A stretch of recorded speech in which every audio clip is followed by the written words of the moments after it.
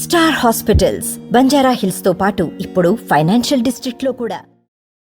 ప్రస్తుతం మనతో మాజీ ఎంపీ సిరిసిల్ల రాజీ గారు ఉన్నారు. ఇక్కడ జరిగినటువంటి భూమి పూజకి ముఖ్య అతిథిగా రావడం జరిగింది. ఈ ఉమ్మడి వరంగల్ జిల్లాలో మొదటిసారి అనుకుంటా ఇలాంటి స్కిల్ డెవలప్మెంట్ ప్రోగ్రామ్. ఇందులో భూమి పూజలో మీరు పాల్గొనడం, అతిథిగా రావడం ఎలా అనిపిస్తుంది?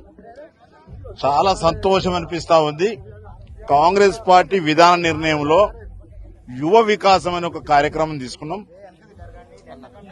ఉన్న ఉద్యోగాల ఖాళీలు నింపటం, కొత్తగా ఉద్యోగాలు సృష్టించడం, ఉద్యోగాలు సృష్టించట్లో సహజ సంపద అయినటువంటి భూమిని ఎట్లయితే అభివృద్ధి చేసినామో మానవ సంపద అత్యధికంగా ఉన్న భారతదేశంలో కూడా నైపుణ్యాల పెరుగుదల జరిగితే సహజ సంపదతో పాటుగా మానవ సంపద కూడా అదే క్రమంలో పెరిగితే సమగ్రమైన అభివృద్ధి జరుగుతుందని కాంగ్రెస్ పార్టీ పూర్తిగా విశ్వసిస్తుంది. అందుకే కాంగ్రెస్ పార్టీ మా రేవంత్ రెడ్డి గారి ఆధ్వర్యంలో యువ వికాసం పెట్టినాం. దానిలో కొనసాగింపుగా స్వచ్ఛందంగా తన సొంత డబ్బులతోటి కష్టపడి అమెరికాలో సంపాదించుకొని ఇక్కడ ఖర్చు పెడుతున్నటువంటి మరి యశస్విని రెడ్డి గారికి, ఝాన్సీ రెడ్డి గారికి, రాజేందర్ రెడ్డి గారికి మనస్ఫూర్తిగా అభినందనలు తెలియజేస్తా ఉన్నారు.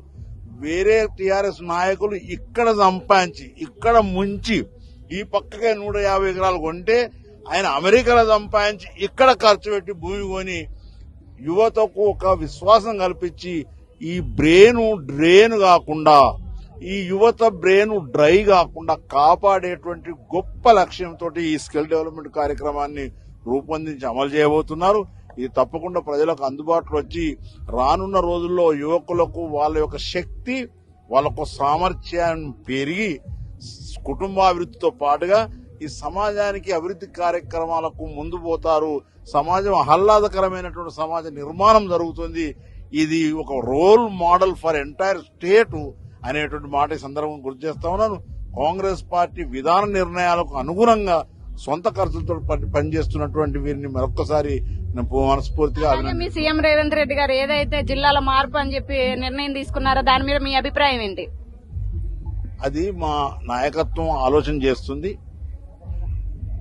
విస్తారాకును చింపినట్టుగా జిల్లాలు చేసిండ్రు.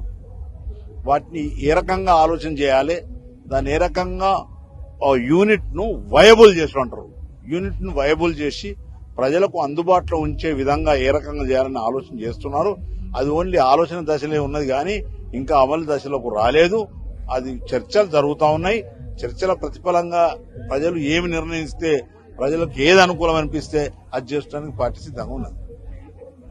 విన్నారు కదా, ఇది పరిస్థితి. ఇక్కడ జరిగినటువంటి స్కిల్ డెవలప్మెంట్ ప్రోగ్రామ్ మంచి కార్యక్రమం. ఇలాంటి దానికి ప్రభుత్వం కూడా సహకరిస్తుంది. మా లాంటి వాళ్ళందరూ కూడా మేము యువతకి మంచి ఉపాధి దొరకడం అనేది సంతోషకరంగా భావిస్తున్నాం. ఇందులో భాగం అవడం మాకు సంతోషకరంగా ఉందా అని చెప్పడం అయితే జరుగుతుంది. ఇలాంటి మరిన్ని వార్తల్ని మీ ముందు తీసుకొస్తుంది RTV ఓవర్ టు స్టూడియో. మరిన్ని వీడియోస్ కోసం ఛానల్ ని సబ్స్క్రైబ్ చేయండి. లేటెస్ట్ అప్డేట్స్ కోసం వాట్సాప్ ఛానల్ ని ఫాలో చేయండి.